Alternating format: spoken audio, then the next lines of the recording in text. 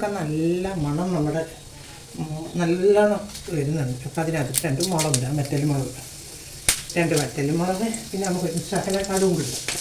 കടുവന് ഒരു തുള്ളി കടുവും കിട്ടും. നമുക്കതൊന്ന് ഇളക്കാം. ഇനി നമുക്ക് വേണ്ടിയത് നമ്മൾ 2 കരിയാപ്പിൻ്റെ തണ്ട്, അത് നമുക്ക്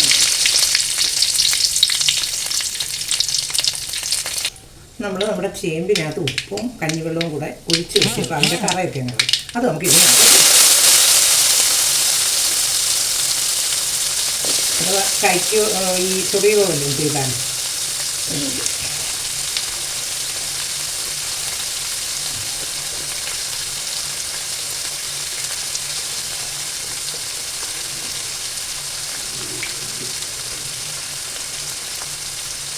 നമ്മുടെ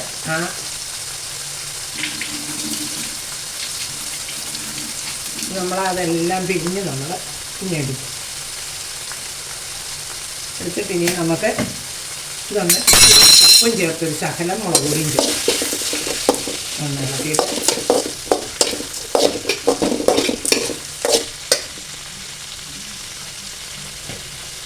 ഇപ്പം നമുക്ക് അതിന് വേണ്ടി ഇച്ചിരി മഞ്ഞൾപ്പൊടി ഇടാം. ആദ്യം ശകലം മഞ്ഞൾപ്പൊടി, പിന്നെ നമുക്ക് ഇച്ചിരി മുളക് പൊടിയും മഞ്ഞൾപ്പൊടിയും നമ്മളിട്ടു. പിന്നെ നമുക്ക് അതിങ്ങനെ ഒന്ന് വെള്ളമൊന്നും ചേർക്കല്ലോ. നമുക്ക് അതിൻ്റെ വെള്ളമുണ്ട്, നമ്മൾ ഇതിനെണ്ണയ്ക്കകത്ത് ഒഴിച്ചപ്പോൾ അതിൻ്റെ ഈർപ്പം കൊണ്ട് പിന്നെ നമുക്ക് ഇച്ചിരി ഉപ്പൂടില്ല, ശകലം ഉപ്പൂടും, ഇച്ചിരി ഉപ്പ്. അതിന് നമുക്കതെല്ലാം കൂടെ തല്ലിപ്പൊത്തിയൊക്കെ ഒഴിച്ചിട്ട് നമുക്ക് ഇതൊന്ന് അടച്ചു കൊടുക്കും. നമുക്കൊരു പാത്രം എടുത്ത് ഇതൊന്ന് ചെറുതായിട്ടൊന്ന് കഴുകും. പിന്നെ നമ്മൾ ഞാൻ ഇത്രയും തേങ്ങ ഇരിപ്പുണ്ട്. തേങ്ങയും 2 ഇരി വെളുത്തുള്ളിയും കൂടെ നമുക്കിതൊന്ന് ഒരു ചതച്ച് ഒന്ന് ഇട്ടിട്ട് അങ്ങനെ കാണിക്കും. നമുക്ക് നമ്മുടെ തോരനൊന്ന് തുറന്ന് നോക്കാം.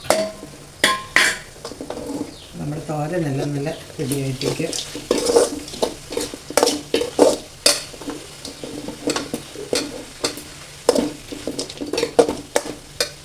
ഈ കൂട്ടിയിട്ടിട്ട് അപ്പോൾ നമ്മൾ അരച്ച് വെച്ചിരുന്നില്ലേ തേങ്ങയും 4 വെളുത്തുള്ളിയുടെ അരിയും കൂടെ, അത് മാത്രമേ ഉള്ളൂ. ബാക്കിയെല്ലാം നമ്മൾ മസാലയെല്ലാം ചേർത്തിട്ടുണ്ടായിരുന്നു. അപ്പം അതുകൂടെ നമ്മൾ ഇതിനകത്ത് ഇട്ടിട്ട് ഇതിനകത്തിട്ട് നമുക്കിതൊന്ന് തല്ലിപ്പൊട്ടി കേട്ടോ. ഒരാവി വന്നിട്ട് നമ്മളിത് ഇളക്കാം. നമുക്കതൊന്ന് തല്ലിപ്പൊട്ടി എല്ലാം വെച്ച് ഇനി അതൊന്ന് ആവി ഒന്ന് വരട്ടെ, വരെ വെയിറ്റ് ചെയ്യും. നമ്മുടെ തോരനെല്ലാം റെഡിയായി, ചേമ്പും താള് തോരൻ. അപ്പം ചേമ്പും താള് തോരൻ എല്ലാവരും വെച്ച് കൂട്ടി നോക്കുക. എനിക്ക് ലൈക്കും സബ്സ്ക്രൈബും ഒക്കെ ചെയ്യുമോ. Okay, by.